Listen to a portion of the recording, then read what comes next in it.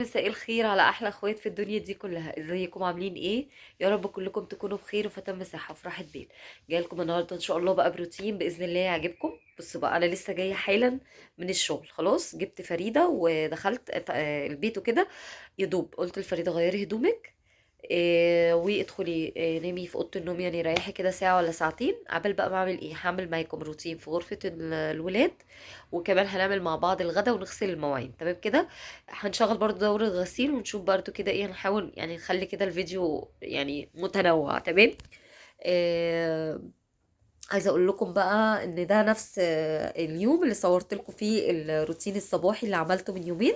وشكرا جدا جدا لتعليقاتكم الجميله اللي انتوا علقتوها لي في الفيديو.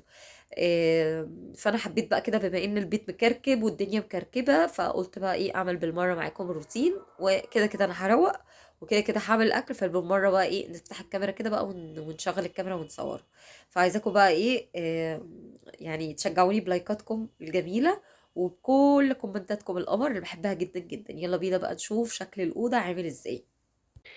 بصوا بقى شكل الأوضة عامل ازاي اهو. طبعا هي كده بقى مكركبة. هنغير بقى الملايات بتاعت السراير خلاص، هنطبق البطارية دي ونفضي باسكت القمامة اللي هناك، وعندنا غسيل عايز يتطبق، والترابيزه دي كده عايزه يعني تشيل اللي عليها كده وتنضف، يعني نمسحها يعني. هنمسح برضو ايه الحاجات اللي ايه ال- الترابيزات. بس الترابيزه دي كنت عامله الاسر من امبارح ينسون. بص بطعها لي ازاي شايفين. هنمسحها بقى ونظبط الدنيا. ودي فريده طبقت هدومها، هي قلعت هدومها وطبقتها. هنشيل بقى كل الكلام ده. فيلا بقى تشجعوا بقى معايا كده، وثبتوا بقى الموبايل في حته كده وانتوا بتسمعوه، وروحوا بقى اغسلوا المواعين، اسمعوني بقى كده واحنا شغالين مع بعض. اول حاجه بقى كده يا بنات، دخلت على كوم الغسيل المحطوط على السرير ده. عايزه اقول لكم بقى ايه، كنت لما الصبح قبل ما انزل يعني الشغل وكده، قلت لما ارجع بقى ان شاء الله اطبقه واشيله بقى في مكانه. وبعد كده بقى اعمل ايه، اغير بقى الملايات واظبط كده بقى الدنيا في الاوضه يعني. عايزه اقول لكم ان انا بعد ما خلصتها انا حسيت ان هي فعلا كانت مكركبه قوي. يعني حسيت ان فيها تفاصيل كتيره، مع انها يعني تبان لكم حاجات بسيطه، شويه هدوم هيتشالوا، السراير مثلا لو كانت هتتغير او كان هتتعدل الفرش. لكن لا بجد لا، يعني عارفين في تفاصيل. ولما شفطت كمان السجاد حسيت ان السجاد ايه، المكنسه عماله عارفين اللي هو ايه، عارفين لما بتشفط حاجه وتسمعوا كده صوت كده، اصوات كده بتشوفوا على السجاده كده المكنسه كده، حاجات كده ايه صغيره انا فعلا ما كنتش شايفاها. فلا كانت فعلا محتاجه انها تتروق كده وتتظبط. واحنا عايزين بقى نشيل البديل السجاد. انا عايز اقول لكم انا فرحانه بيه جدا جدا. لانه حاساه كده، اولا شكله شيك، ثانيا عملي خفيف. آه يعني انا فرحانه بيه بجد. يعني ان شاء الله باذن الله كده بحط بقى في دماغي ان انا بجيب برضو كده ايه، بديل سجاد برضو، كفرات تانية اجيبها برضو للارض. بجد يعني ده هيريحني كتير قوي قوي قوي عن فكرة ان انا افرش سجاد. بس طبعا هو ده مش معناه ان السجاد مش حلو. لا بالعكس طبعا، خاصة في فترة الشتاء بتبقي محتاجة كده تدفي البيت، ومحتاجة كده تخلي البيت كله مفروش. فأكيد طبعا ده مطلوب وده مطلوب، بس أنا بتكلم إن بديل السجاد بيبقى حلو بصراحة في النقطة دي، اللي هو بيبقى خفيف خاصة في الصيف بقى، ان انتي تشيلي وتحطي وتفرشي وتسيقي بسرعة وتحط، فاهمين كده يعني، أكيد انتوا فاهمين قصدي. فان شاء الله ربنا كريم كده، وابقى اجيب بقى تاني يعني اشكال تانية. بس عايزه اقول لكم مش اي بديل سجاد تجيبوه بجد. ما شاء الله اللهم بارك. البديل اللي انا جايباه ده اللي هو تبع باريس، آه، اللي هو باريس تكستايل. ده انا كنت جايباه من مفروشات سارة الجمال، تمام. هي بتبيع صراحة حاجات باريس. طبعا انتوا عارفين حاجات باريس غالية مش رخيصة. يعني مثلا في حاجات عاملة مثلا 900 ويجي في حاجات معدية الألف، فاهمني. بس أنا الحمد لله أنا يعني الحاجات اللي أنا جايباها ما كانش في حاجة معدية الألف، تمام. في حاجات عاملة 600 وي، في حاجات عاملة 400 500 وي كده يعني. فهو بصراحة منه فيه، يعني بتحطي فلوسك منه فيه. فهو بصراحة حطيته طبعا. انا لسه طبعا بس ما غسلتهوش، وعشان اقول مثلا ايه كتجربة ان انا غسلته وفرشته تاني. لكن انا بتكلم على اول استعمال او اول استخدام ليه، لا يعني انا بحطه بصراحة ثابت زي ما هو، ما بيتحركش خالص. على عكس بقى لما بتحطي، ممكن ساعات بتحطي سجاد، يعني عايزه اقول لكم كان بيزحلق حرفيا. فهو بصراحه الحبيبات اللي هي او الحاجات اللي هي بتبقى في ظهر السجاده دي مثبتاه كويس جدا. ان شاء الله يعني كتجربه واستعمال لي حاجه كويسه جدا. ان شاء الله لما نغسله برضو هيبان بقى برضو استعمله اكتر واكتر. طبعا قلت بقى بما ان انا بقى ايه لابسه لبس يعني اللي ينفع يناسب التصوير، فقلت يلا بقى بالمره اتشجع واصور معاكم بقى فيديو عشان يبقى معانا كده ايه فيديوهات. الحمد لله كل الفيديوهات اللي فاتت انا خلصتها.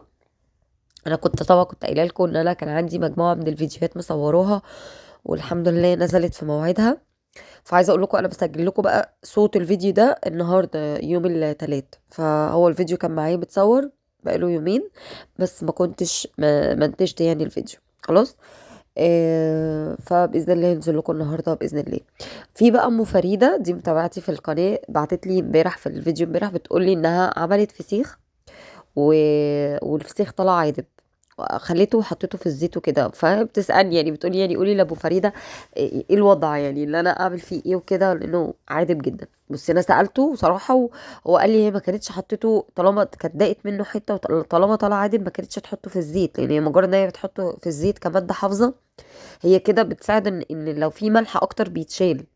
قال لي بقى هي ممكن تشيله كده من الزيت وتحطي عليه شوية ملح كده خشن وتسيبيه مثلا 5 ساعات وتقفلي عليه وتشوفي بقى كده ان شاء الله باذن الله ممكن يعني الملح الخشن ده يدوب لك او يخلي لك الطعم شويه مالح. فجربي كده وبعد كده ارجعي بقى بحطيه ايه يعني دوقيه يعني فاهماني، يعني بعد ما تعمليه 5 ساعات كده. بس بيقولي ملح خشن مش ملح ناعم، ملح خشن.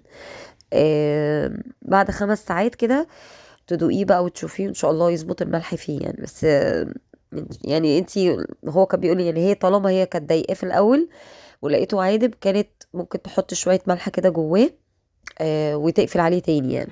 بس انا حبيت اقول لك الرد اللي هو قاله لي. تمام. انا بحب يعني ارد على كل اسئلتكم وعلى كل حاجه انتوا بتسالوني فيها وعلى كلامكم وعلى بجد بجد يعني كلكم كده على بعضكم كده حاجه امارات يعني في حياتي بصراحه. جالي برضو تعليق على من فيديوهين كده. بص جايلي من اكاونت باسم سارة جمال. بتقولي كل سنة وانتي طيبة، أنا متابعة جديدة عندك وعجبتني قناتك، محترمة وذوق وروتيناتك جميلة ومشجعة حبيبتي، ربنا يخليك يا رب. كلك ذوق، منوراني وشرفتيني والله بوجودك في القناة، ويا رب كده القناة تعجبك بإذن الله. هي بتقولي كنت عايزاكي تعملي فيديو تعرفيني ازاي بتوفقي بين الشغل والبيت والعيال ومذاكرتهم، لاني جايلي فرصة شغل وانا معايا ابني وخايفة اقصر في حقه كده، ممكن تفيديني؟ حاضر. بصي انا قلت لها هرد عليكي و حبيت بقى ارد عليها من خلال الفيديو بما ان انا يعني انتوا عارفين او انتوا شايفين انا بعمل ايه وشغاله بعمل ايه. بص بقى، اولا يا ساره طبيعه الشغل بتختلف من التاني للاخر. بمعنى مواعيد الشغل، نوعيه الشغل، هل انا مثلا ببذل فيها مجهود ولا لا؟ طيب مواعيد الشغل امتى؟ دي برضو ليها عامل كبير جدا. يعني انا بالنسبه لي عشان اقدر اوفق ما بين شغلي وبيتي وولادي ومذاكره ولادي الى جانب شغل القناه، شغلي يمكن بيساعدني في النقطه دي، لان انا الشغل عندي انا ببداه الساعه 8. كمان قرب الشغل من بيتي، يعني هو مش بعيد، يعني انا على الاقل ما بركبش مواصلات فاهماني. يعني انا ساعات بركب ساعات بركب توك توك، ساعات مثلا بركب الترام ده لو انا حابه اركب حاجه يعني مثلا مش قادره امشي او مستعجله في الوقت او نازله متاخره او ايا كان. لكن انا في الطبيعي انا بنزل بتمشى يعني. فالحاجتين دول مساعديني، يعني طبيعه الشغل اللي انا بشتغلها كمان انا بحبها كتدريس فاهميني. فده انا بكلمك على حياتي الخاصة انا او كآية. فانا بالنسبة لي الشغل مش عامل لي عائق بالنسبة لباقي حياتي. انا لو قبل الشغل او قبل ما كنت اشتغل ما اشتغل يعني في مدرسة الصبح انا كنت بدي دروس، بدي يعني دروس وبدي برايفت وكده. فكان بالنسبة لي الفترة بتاعت الصبح دي انا ما كنتش بعمل فيها حاجه غير ان انا ببقى ايه، مثلا كنت بنزل فريده المدرسه، وكان اسر معايا كنت بوديه حضانه. يمكن عايزه اقول لك انا مقصره في حق اسر، يعني اسر ما بيروحش حضانه بسبب شغلي، يعني بسبب ان انا عندي شغل. هتقولي طب ما انتي مثلا بتروحي الشغل الساعه 8. لا هو انا مش 8، مش بالتحديد 8، هو المفروض قبل 8 اكون بنزل. طيب معاكي برضو فرصة، الحضانات بتبدأ 7. طب ليه؟ يعني مشكلتي آسر ان هو لما يجي يروح، انا لما يجي يروح انا مش ببقى موجودة. ف... فما فيش حد يجيبه، فاهميني؟ طيب دي بقى، بس هنسيب النقطة دي دلوقتي نتكلم فيها بعدين، خلينا بس في المجمل. فانا بالنسبة لي قبل ما كنت بشتغل، انا كان الفترة بتاعت الصبح دي انا فاضية فيها، بودي ولادي على الحضانة وعلى المدرسة، وبرجع البيت بفطر بقى، وبقعد ساعات بنام، ساعات بريح، ساعات بروق، اطلع الاكل اجهزه. بعد كده ببتدي بقى انزل اجيب ايه، الولاد يعني بقى يكونوا اليوم خلاص الدراسي يعني، فبجيب بقى الولاد، بجيب فريدة بقى من المدرسة، بجيب اسر من الحضانة، ونروح بقى ونبتدي بقى يومنا الطبيعي كأي أم وعيالها وكده. وساعات برضو كان بيبقى عندي طبعا شغل وبرايفت، كنت بضطر ان انا بعد ما بغديهم اسيبهم مع باباهم، او مثلا بوديهم لماما، هي ماما ساكنه جنبي، فبسيبهم مع ماما، وبعد كده ببتدي بقى ان انا اروح الشغل وكده، وارجع بقى ايه، وهكذا يعني. لكن انا من ساعه ما اشتغلت بقى في المدرسه الموضوع اختلف معايا بقى في ايه. اولا زي ما قلت لك، المدرسه قريبه مني، ظروف يعني الشغل كويسه قريبه مني، مواعيدها كويسه بالنسبه لي.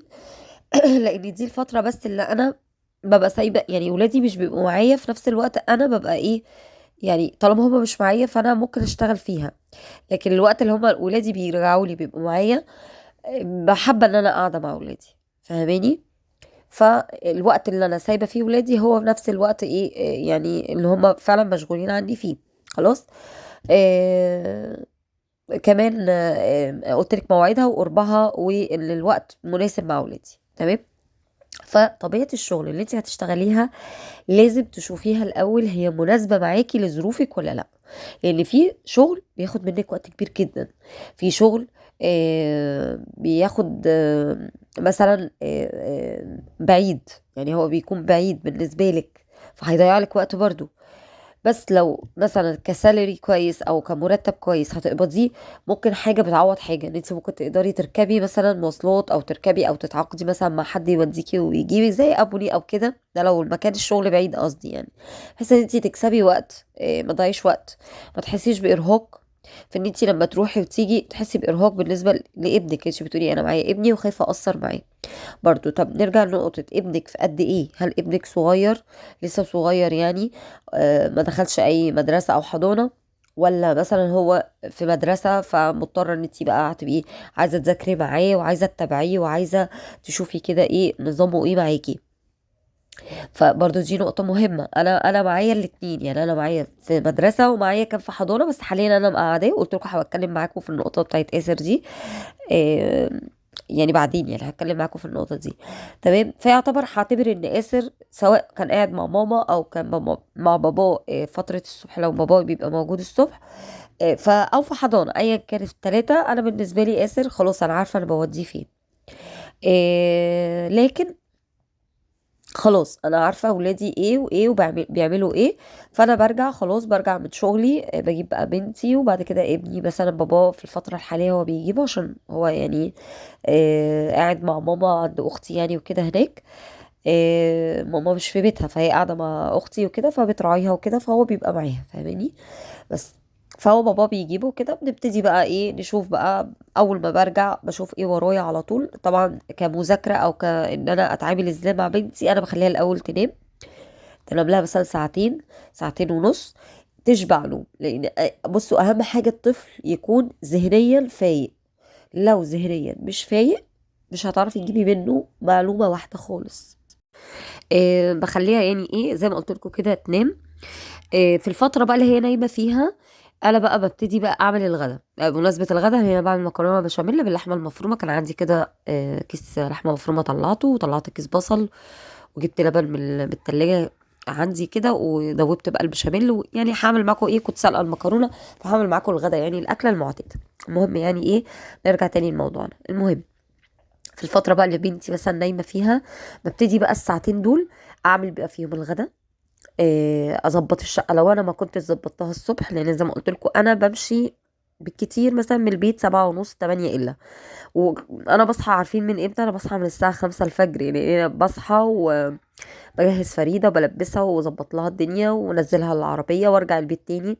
كل الفتره دي افطر، هفطر في البيت او هفطر في الشغل ايا كان. في الفتره دي برضو لو معايا وقت وقادره، اهم حاجه اكون برضو لازم اكون صحيا قادره ألملم الشقة، فاهماني؟ يعني ممكن ألملم الشقة كده كلها كده بسرعة، واظبطها كده ولملمها بسرعة. إيه ما عرفتش يبقى لما ارجع، يعني يا اما الصبح يا اما لما ارجع من الشغل. اما ارجع من الشغل زي ما قلت لك بقى بعمل الاكل. ولو انا عندي دورة غسيل بغسل وانشر، عندي غسيل عايز يتطبق بشيله، عايزه اروق اوضه، عايزه اغير ملايه، عايزه اشفط سجاد، اغسل شويه مواعين، اي حاجه اكيد في البيت. لو ما لحقتش اعملها الصبح بعملها لما ارجع في الساعتين بقى دول. خلاص بكون خلصت كل دنيتي. لو معايا ساعة ولا نص ساعة ممكن ادخل اريح فيهم، لان انا ما بتغداش لوحدي، انا بتغدى بقى طبعا مع اسلام والولاد. بس في يوم انا وفريده اتغدينا لوحدنا، لان اسلام واسر كانوا رجعوا يعني قلنا متاخرين. فكنا طبعا كنا لازم نتغدى عشان احنا طبعا ورانا مذاكره ورانا واجب ورانا حاجات كتيره نعملها. تمام. بعتذر لكم بس عن صوتي، اني بجد عندي برد وبقالي كام يوم، فمعلش لو حقكم عليا لو صوتي كل شويه يعمل او حاجه يعني. بس استحملوني الفيديو ده. فزي ما قلت لك بقى ايه، بعد كده ببتدي مثلا ايه تصحى بقى نتغدى. وانا مثلا اعمل حاجه كده تفوقني، كوبايه شاي، كوبايه قهوه، نسكافيه، اي حاجه كده تفوقني. ساعات برضو بعمل لها حاجه كده تشرب معايا شويه، يعني عشان عايزاها تصحصح اكتر. بس هي بتبقى الحمد لله يعني لما بتنام بحس انها مرتاحه اكتر. ببتدي بقى معاها بقى بعد ما خلاص اسلام جه مثلا غديته ياسر والدنيا تمام. بسيب بقى اي حاجه تانية ما بعملهاش صراحه. يعني انا ما بعملش اي حاجه في البيت تاني من بعد بقى ما اتغدينا وكده، انا ما بعملش حتى لو في مواعين باجلها التاني يوم الصبح. والله قدرت بالليل اعملها يعني. بس انا بوضح لكم لابعد الحدود، لان انا فعلا انا مش عايزه اضيع وقت. انا طول اليوم خلاص اليوم ضايع معايا، انا كده ما قعدتش معاها خالص ولا ذاكرت معاها حاجه خالص ولا عملنا واجبات. فاكيد مش هسيبها. وهي خاصه في السن بتاعها ده ما ينفعش تتساب، السن الصغير ده ما ينفعش الطفل تسيبيه، لازم تبقي وراه برضو في المتابعة والمذاكرة والكلام ده كله. فما ينفعش أنا انشغل عنها بحاجة اروح اعمل اي حاجة تانية وسايباها، هي مش هتذاكر وهتلعب. فانا بقى خلاص بسيب اي حاجة من بعد بقى خلاص ما اتغدينا وهنبتدي بقى نعمل الواجب. نبتدي طبعا واجب المدرسة نعمله الاول، وناخد بقى معايا بقى شوية ايه مذاكرة. لو حاجة مثلا واخداها بذاكرها لها. في ساعات حاجات بأجلها للأجازة، يعني يوم الجمعة أو يوم السبت، لأن بيبقى فعلا الوقت ضيق معانا. الوقت يعني هو ساعتين تلاتة بيبقوا بس، يعني اللي هو دول. بس عايزة أقول لكم هما مش بنقعد الساعتين تلاتة نذاكر فيهم، ولكن احنا مثلا بنخلص كام حاجة كده في الواجب. حاجة مثلا ذاكرناها، كان في واجب مثلا عليها مثلا في درس العربي أو أيا كان، فاهمين؟ حل تمرين ده اعملي كده. وبيبقى فيه بريكس، يعني بيبقى فيه كذا بريك كده ما بين كل حاجة والتانية، ما مش بناخدهم دايركت يعني ورا بعض. بتقوم مثلا تدخل التويليت بتريح شوية الكلام ده كله. بس يعني هو يومنا كده. عايزة اقولك ان دي كده الفترة اللي انا بقيت ماشية عليها من بعد رمضان. في رمضان يعني عايزة اقولك احنا كنا ضايعين. بجد والله مش احنا بس، ده كل الناس. كان الوقت ضيق جدا. يعني فترة رمضان طبعا هو رمضان خلاص عدى، فاكيد مش هنتكلم في يعني انا بعمل ايه في رمضان او روتيني ازاي في رمضان. بس انا بقولك ان طبعا الوقت من بعد رمضان بيختلف طبعا، يبقى الوقت معاكي اكتر، بيبقى فيه فرصة متاحة انك تبقي قاعدة خلاص يعني. لازم تحددي وقت كده لو انت عندك ابنك في دراسة، لازم تبقي قاعده في فتره معينه، تبقي قاعده فاضيه ليه فقط لا غير، ما تتشغليش باي حاجه. فحاولي تخلصي كل اللي وراكي. بس انا كده حكيت لك ازاي انا بوفق ما بين شغل بيتي وولادي ودراسه ولادي والاكل بقى ورعايه الولاد والشغل وشغل القناه والكلام ده كله. طب شغل القناه انا ما اتكلمتش عليه، بعمله امتى؟ بعمله في الفتره اللي انا بصور، في الفتره اللي انا فعلا بكون شغاله فيها في البيت، سواء الصبح سواء الفترة اللي انا باجي فيها بعد المدرسة. تمام. انا عايزه اقول لكم انا بتيجي عليا بقى هي بتكون نامت، انا بكون بقى عايزه انام، بس انا بحاول افوق نفسي. مثلا ممكن اريح قبل هي ما تصحى مثلا نص ساعه زي ما قلت لكم لو في وقت. لو ما فيش بحاول اعمل اي حاجه تفوقني عشان اقدر اقعد معاها. بس بعد كده بقى بتيجي عليا الساعة 10 خلاص ببقى مش قادرة بجد، ببقى مش قادرة. يعني يوم ما بسهر دلوقتي بسهر على 11. يعني انا اصلا بنام قبل كده بكتير، يعني بعد العشاء وكده بنام. بس عايزه اقول لكم حاليا مش هينفع، فاهمني؟ يعني انا خلاص الوضع اختلف اكيد، رغم ان انا بصحى بدري جدا. بس هو خلاص انا سستمت يومي على كده، يعني انا يومي بقى ماشي كده، نظامي بقى ماشي كده. طبعا لسه ابني هيبتدي برضو ان شاء الله السنه الجايه يبقى معاها، هيبقى في كي جي 1. فاكيد برضو هيبقى محتاج رعايه، واكيد ممكن نظام جديد هتبعه، لان المجهود بدل ما كان على واحد هيبقى على اتنين، كدراسيا كفكريا كرعايه في حاجات معينه انا بعملها مع فريده هتتابعها كمان مع ياسر، فاهمني؟ بس فيا رب اكون فدتك. انت اهم حاجه انت ادرى بظروفك، مواعيد شغلك دي هتناسبك ازاي، من حيث قريب من مكانك ولا لأ. طب لو هو مش قريب هتركبي له ايه؟ طب هل الفلوس اللي انت هتصرفيها في المواصلات مش يعني العائد اللي هيجيلك من شغل هيبقى في المقابل هتصرفيه مواصلات، فيبقى ملوش لازمة، فاهماني؟ الوقت، الظروف بقى اللي تقدري تشتغلي فيها في بيتك وتخلصي بيتك. يا رب اكون فدتك. وبكده بقى الفيديو بتاعي يكون خلاص بيخلص، وصينية المكرونة اهي طلعت وجاية، كانت حلوة. عايزه اقول لكم احلى اسلام بيحبها اكتر بالفراخ او بالبانيه، بس يعني قلنا تغيير يعني ايه. وهي بصراحه كانت محتاجه شويه بشاميل تاني.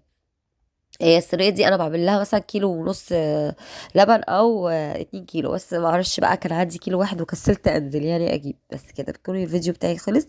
يا رب يكون عجبكم واستمتعتم بيه، خدتوا منه باور وطاقه. اشوفكم بقى ان شاء الله في فيديو جديد على خير.